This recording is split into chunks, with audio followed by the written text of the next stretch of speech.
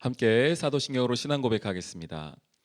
전능하사 천지를 만드신 하나님 아버지를 내가 믿사오며 그 외아들 우리 주 예수 그리스도를 믿사오니 이는 성령으로 잉태하사 동정녀 마리아에게 나시고 본디오 빌라도에게 고난을 받으사 십자가에 못 박혀 죽으시고 장사한 지 사흘 만에 죽은 자 가운데서 다시 살아나시며 하늘에 오르사 전능하신 하나님 우편에 앉아 계시다가 저리로서 산 자와 죽은 자를 심판하러 오시리라.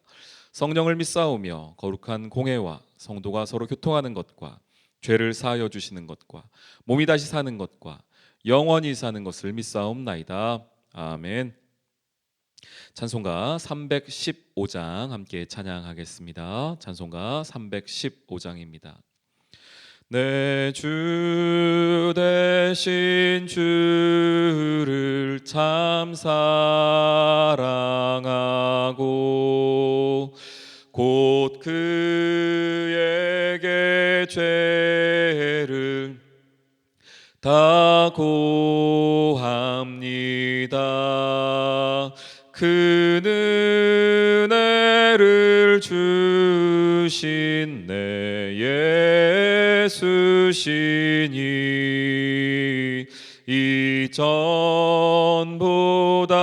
더욱 사랑합니다. 주 날 사랑하사 구하시려고 저 십자가 고난 당하셨도다. 그가 시관 쓰신 내 주 배우니 이전보다 더욱 사랑합니다. 내 평생에 힘쓸 그 큰 의무는 주 예수의 덕을 늘 기림이라. 숨질 때에까지 내 할 말씀은 이전보다 더욱 사랑합니다. 그 영광의 나라 나 들어가서 그 풍성한 은혜 늘 감사하리.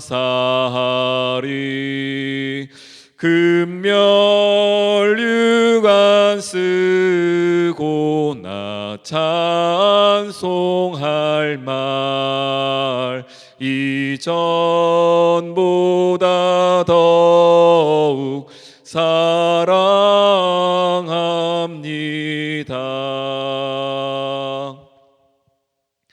사도행전 마지막 장인 28장 말씀 함께 보겠습니다.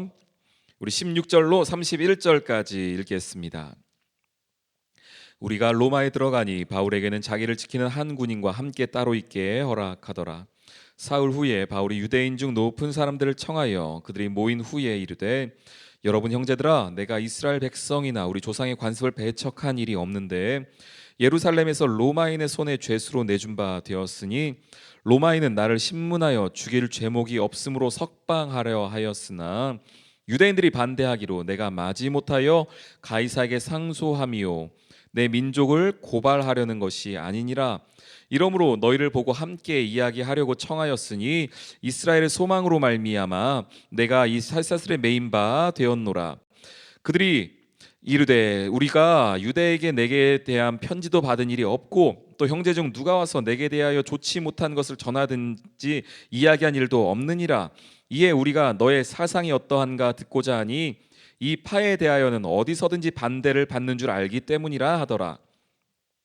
그들이 날짜를 정하고 그가 유숙하는 집에 많이 오니 바울이 아침부터 저녁까지 강론하여 하나님의 나라를 증언하고 모세의 율법과 선지자의 말을 가지고 예수에 대하여 권하더라.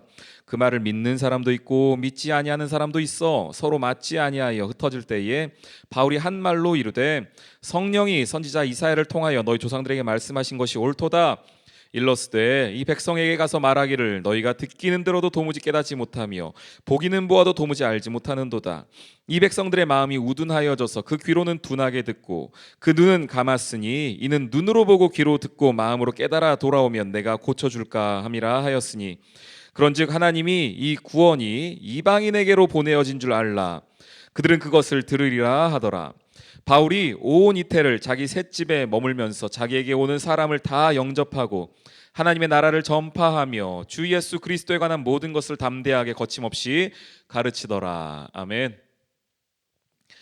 드디어 로마에 도착한 바울의 모습입니다. 로마까지 왜 왔습니까? 복음 전하다가 잡혀왔습니다. 물론 중간에 풀려날 기회가 있었지요. 그가 상소하지 않았다면은 그가 가이사에게 황제에게 상소하지 않았다면 중간에 얼마든지 자유의 몸이 될 기회가 있었습니다. 그러나 바울은 그것마저도 그 잡혀있는 상황에서 상소하는 것마저도 그의 마음 가운데는 복음 전파의 도구가 되었습니다. 왜냐하면 내가 이때 황제를 만나야겠구나, 내가 로마의 중심가에 들어가서 로마의 중심부에 들어가서 이 로마 황제에게 내가 복음 전해야겠구나 라는 생각을 했던 것이죠. 그래서 이것마저도 그는 복음 전파의 귀한 도구로 활용을 합니다. 자, 로마에 도착해서 그가 맨 먼저 했던 것은 유대인들을 불러 모아서 이야기하는 것이었습니다. 우리가 착각하는 것이 있는데요, 오해하는 것이 있는데 바울은 이방인들에게만 복음 전하였다. 아닙니다. 그렇지 않습니다. 항상 바울은요, 어느 지역을 가든지 먼저 유대인의 회당을 찾아갔습니다. 유대인의 회당에 먼저 찾아가서 그들에게, 자기 형제들인 유대인들에게 복음을 전하였습니다. 구약 성경을 가르쳤습니다. 선지자들의 말씀을 가르쳤고 모세 율법을 가르치면서 이것이 그리스도 예수를 향한 이야기다. 그리고 너희가 못 박아 죽인 그 예수가 바로 이 메시아다. 구약의 언약의 하나님의 아들이다라는 이야기를 계속해서 증언했었습니다. 물론 그 이야기를 유대인들은 받아들이지 않았죠.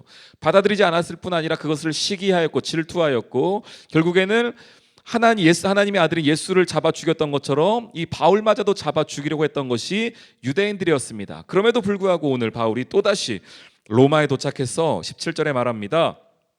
바울이 유대인 중 높은 사람들을 청하여서 그들에게 말을 합니다. 어떤 얘기를 먼저 하냐면, 나는 이스라엘에 있을 때에 우리 율법이나 혹은 우리가 해야 할 유대인들에 관한 것에 대해서 관습을 배척한 일이 없다. 다만 예루살렘에서 로마인의 죄수가 되었는데 나를 풀어줄 명목이 분명했다. 나를 석방할 수 있었다. 그런데 오히려 유대인들이 방해했다라는 것입니다. 19절에 유대인들이 반대하기로 내가 마지못하여서 내가 할 수 없이 가이사에게 상소하는 것뿐이지 내가 우리 민족을 배반하거나 우리 민족의 유대인들을 내가 싫어하거나 하는 것이 절대 아니다라는 이야기들을 먼저 오해를 풀어주는 이야기를 합니다. 그리고 나서 말합니다. 이러므로 너희를 보고 함께 이야기하려고 청하였으니 이스라엘의 소망으로 말미암아 내가 이 쇠사슬에 매인 바 되었다. 내가 이 쇠사슬에 매인 것이 오히려 무엇이라고요? 이스라엘의 소망이다라는 것입니다. 이스라엘 소망이 무엇입니까? 복음입니다. 우리의 영원한 소망이 무엇입니까? 예수 그리스도입니다. 그분의 생명 되심이며 그분의 구원의 소식입니다. 바울도 그 얘기를 하는 것입니다. 이스라엘의 소망으로 말미암아 내가 이 쇠사슬에 매였다. 그래서 내가 이제부터, 사람들이 말합니다. 그 이야기를 들었던 사람들이 말합니다. 내가 유대로부터 이야기 들은 것도 없고 편지 받은 것도 없는데 하나는 안다는 것입니다. 뭐냐면 22절에 바울 네가 가지고 있는 사상이 어디에 가든지 반대되는 이야기들만 들려오더라라는 것이에요. 그래서 우리가 한번 너에 대해서, 네가 가지고 있는 그 사상에 대해서 한번 들어보자라는 이야기를 합니다. 23절에 말합니다. 그들이 나를 정하여서 바울이 유숙하는 집에 많이 왔습니다. 바울이 아침부터 저녁까지 그 이야기, 어떤 이야기입니까? 하나님 나라를 증언하고 모세의 율법과 선지자의 말을 가지고 구약 성경을 가지고 예수를 증거하였더라. 예수에 대해 권하였더라. 바울은 여기서도요, 잡혀있는 몸인데도요, 자유롭지 못한 몸인데도요, 계속해서 전도를 하고 있습니다. 전파하고 있습니다. 누구를 향하여서? 유대인들을 향하여서 구약 성경을 가지고 자신의 증거를 가지고서 계속해서 이야기하고 있습니다. 언제까지요? 아침부터 저녁까지 그의 모든 시간을, 그의 모든 에너지를 자기가 풀려나는 데 쓸 수 있는 것이 아니라요. 내가 어떻게 하면은 이 자유의 몸이 될까? 내가 어떻게 하면은 좀 더 성공할까? 내가 어떻게 하면 좀 더 나은 삶을 살까? 여기에 그는 생각을 갖고 있는 것이 아니라 아침부터 저녁까지 내가 가지고 있는 모든 에너지를 가지고서 시간과 물질과 나의 달란트와 학식과 내가 가지고 있는 지식과 그 모든 것들을 가지고서 무엇을 이야기합니까? 하나님 나라를 증언합니다. 예수에 관하여 권합니다. 이것이 우리의 삶의 모습이 되어야 할 줄 믿습니다. 24절에 말합니다. 이 이야기를 들었던 사람들에 대한 반응이죠. 그 말을 믿는 사람도 있고 믿지 않는 사람도 있더라. 이건 이제 우리의 영역이 아닌 것이죠. 믿고 믿지 않고 이거는 우리의 영역이 아닙니다. 우리가 하는 것은 무엇입니까? 할 수 있는 대로 그 앞에 아그리빠가 말했던 것처럼 짧은 말이든 긴 말이든 짧은 시간이든 긴 시간이든 너희가 가지고 있는 모든 것을 가지고서 하나님 나라를 증언하고 예수 그리스도를 증거하는 일, 그것이 우리가 할 일입니다. 그 사람이 믿고 안 믿고는 그건 하나님이 하실 일이에요. 성령이 하실 일입니다. 그 사람과 하나님과의 관계에서 일어날 일입니다. 우리가 거기까지 책임질 수 없습니다. 우리가 할 수 있는 것은 전하는 것까지이죠. 여기서도 말합니다. 그 말을 믿는 사람도 있고 믿지 않는 사람도 있고. 그 상황을 본 바울이 말합니다. 아, 이 이야기가 그 이야기였구나. 선지자 이사야를 통해서 하셨던 말씀이 있는데 이사야 6장에 나오는 이야기죠. 26절에 말합니다. 이 백성에 가서 말하기를 너희가 듣기는 들어도 도무지 깨닫지 못하며 보기는 보아도 도무지 알지 못하는도다. 왜냐하면 마음이 우둔하여져서 귀도 우둔하고 눈도 어두워졌다라는 것입니다. 그래서 너희가 눈으로 보고 귀로 듣고 마음으로 깨달아야 할 텐데 돌아와야 할 텐데 그렇지 못하는구나. 어떻게 해요? 보기는 보아도 듣기는 들어도 복음을 예수를 깨닫지 못하더라. 복음을 깨닫지 못하더라라는 것입니다. 그럼에도 불구하고 사도행전 어떻게 끝납니까? 그럼에도 불구하고 깨닫지 못하는 사람들이 있음에도 불구하고 30절에 말합니다. 바울이 온 이태를 자기 셋집에 머물면서 자기에게 오는 사람들에게 다 영접하면서 하나님의 나라를 전파하며 주 예수 그리스도에 관한 모든 것을 담대하게 거침없이 가르치더라. 아멘. 이것이 사도행전의 마지막 모습입니다. 사도 바울의 기록의 마지막입니다. 어떤 모습이요? 하나님 나라를 전파하며 주 예수 그리스도에 관한 모든 것을 담대하게 거침없이 가르치더라.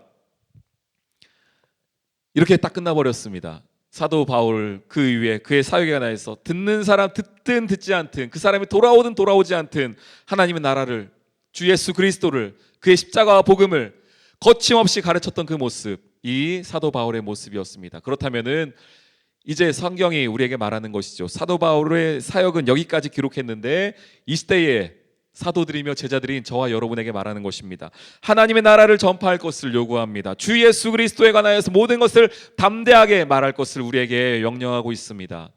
우리 귀한 성도님들, 다시 한번 우리 마음 가운데에 회복해야 할 마음이 있다면 복음을 통하여서 새로워지고 구원받은 나의 감격을 기억하며 그 누군가에게 다시 한번 주 예수 그리스도를 전하며 하나님 나라를 전하며 참 생명을 전할 수 있는 복음 전도자의 열망과 열정이 되살아나는 이 시간 되기를 주님의 이름으로 축원합니다.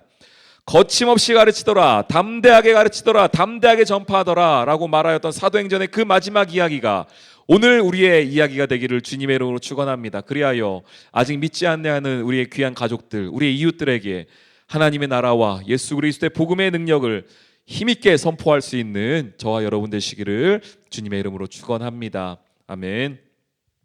이 시간 우리 함께 기도하며 오늘 하루를 또 시작하길 원합니다. 하나님의 나라를 전파하며 그리스도에 관한 모든 것을 담대하게 거침없이 나누는 저희들 되게 하여 주시옵소서. 우리 가정과 자녀들 위하여서, 우리 교회와 나라를 위하여서 우리 함께 기도하며 나아갑니다.